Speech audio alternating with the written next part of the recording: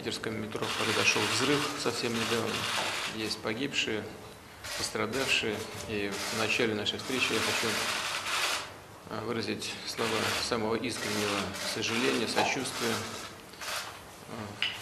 в адрес близких погибших и пострадавших. Я уже разговаривал с руководителями специальных служб, с директором ФСБ.